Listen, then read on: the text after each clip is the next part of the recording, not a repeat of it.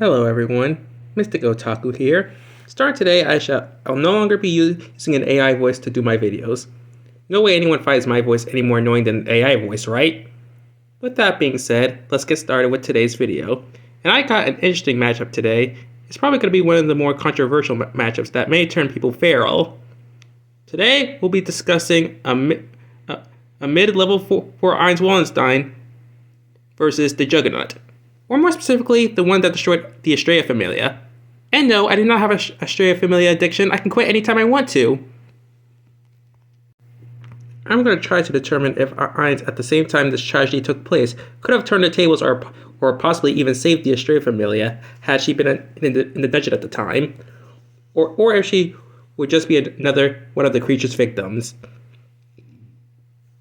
This is going to be a tough one to discuss because we have no feeds from Ein's as a level 4.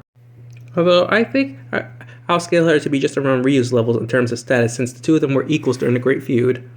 Although I think it would be possible that Ryu surpassed Ein's given her status right around the time her friends died. She was at the peak of level 4 and Ein's didn't level up until years after the incident with the Juggernaut as stated in Sword Art Toria Volume 1 by the leaders of the Loki Familia. Assuming that's the case, Ein's at base level wouldn't do much better than say Elise, Kaguya, or even Ryu herself, but we should take into consideration that the Ein's is every monster's kryptonite.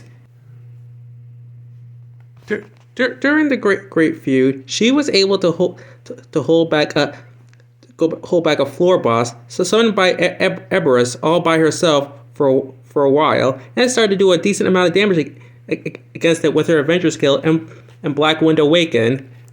This thing was established to be around level 6 or 7, and a 9-year-old level 3 Ein's Wallenstine was hurting it by herself. And she probably would have been enough for Gareth and Rivera to land a finishing blow had it not been for its regeneration abilities. So I think a level 4 Ein's 2 years later would be beyond that, but would it be enough to face the creature that could wipe out an entire party of top-class adventurers? Now let's take a look at this absolute monster. The Juggernaut spawns as a part of the dungeon's defense mechanism every time too much damage is done to the dungeon. It has a tremendous amount of strength, speed, razor-sharp claws, and an armor that can reflect magic. So it's pretty much the perfect monster. However, almost perfect, because it has poor defenses to physical attacks. Its potential varies depending on which floor it emerges on, hence why the one Belle fought was a lot weaker than the one that wiped out the Estrella Familia. Although I thought the Estrella Familia would have done much better against the one Belle fought anyway. And to make it worse, this thing doesn't have a magic stone, so good luck killing this thing. And to put into perspective about how powerful this thing is, its claws cut through the toughest of adamantite armor, and a weaker one was speed blitzing Belle, who was level 4 and had broken his limits like I don't know how many times at this point. Although Belle started to hold its own against the creatures, that was only because of the Goliath scarf and Marie's mermaid blood giving him a second win. That's not to discredit Belle because the little dude held his own for sure, and he definitely scared into retreating once he understood how it fought.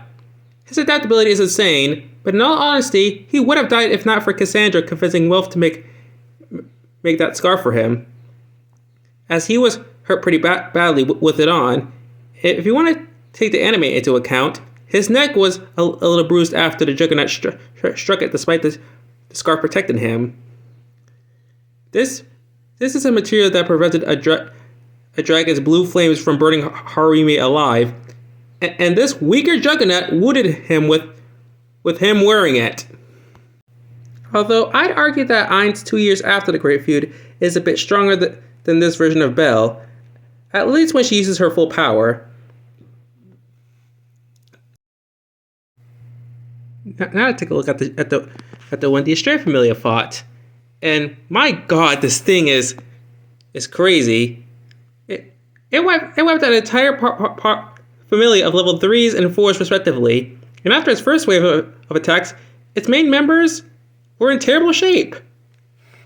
Elise seemed to be in the least terrible shape, although I'm not sure what her injuries were, but she had gotten off easy compared to her comrades aside from Ryu. Kaguya had lost her arm saving Ryu, and Lyra had her eyes burnt shut. Poor Lyra. Ryu, when she was blinded by rage, seemed to be able to keep up with it for a brief moment, but when she got struck, she was unable to fight after, and she definitely would have been killed had Kaguya not saved her. Many people say that the main reason why they couldn't beat this Juggernaut was because they were caught off guard and had no prior knowledge about it, which I could totally agree with. And it was stronger than the one Bell fought, as I previously stated. Yet despite that, Kaguya, right before she died, cut off one of its arms with just one arm, and Lyra used her explosives to damage it, and at least put up a pretty decent fight against it when she activated her magic. And I'd argue that she could have survived with Ryu had she not been injured as badly as she was, but that's a topic for another day. Either way, she was holding her own thanks to her skills and enhancement magic, which unlike the magic of the mages their group used, was actually effective despite its magic shell. So if Elise was able to successfully use her magic without interference from the magic shell, then I think Ainz's aerial magic will be enough to give her a fighting chance, especially if she uses her Black Wind. And she definitely would, since the Juggernaut is everything Ainz hates about monsters. And seeing the carnage it was causing would have made her go all out. Time to wrap up this discussion. And now for how this battle would go, in my opinion. In this situation, Ainz would have been going to the dungeon by herself against her various wishes. She would have been the only one to ignore the Estrella Familia's warning about Ruja Familia's traps, since she wouldn't have seen them as a threat. She would stumble into floor 30 around the time the Juggernaut is summoned, probably because of the dungeon acting weird, or she would just happen to have been there. The creature would have already killed two of the Estrella Familia members, and Ryu would have flown into a rage as she did in canon. Seeing the girl she fought with during the Great Feud in danger, and at the mercy of a monster, she'd step in and activate her aerial magic right away. The creature, seeing Ainz blocking its path, would decide to target her instead, but her wind would make her speed on par with the Juggernaut, stunning the girls. However, she would be knocked away by its tail, similar to Ryu, but unlike the elf, she had her wind to cushion the blow, but she momentarily had the wind knocked out of her, pun intended. But she wouldn't stay down for long, as she would decide to activate her Black Wind, and she would attack once again, beginning to overpower the Juggernaut, even cutting off its tail and one of its front claws. She wouldn't know about the magical shell, but she wouldn't need to, since her magic is mainly boosting her physical abilities.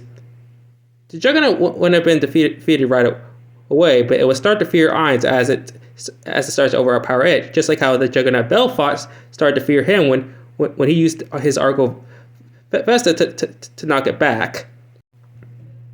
The creature would be scared off, like in canon, after Ainz unintentionally destroyed its magic shell and tried to escape, although Ainz, having such a strong hatred of monsters, wouldn't allow it, and would chase after it.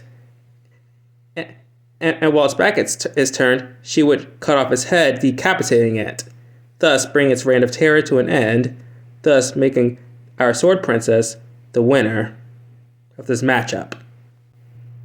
Thank you for watching the video, and I hope my voice wasn't too annoying.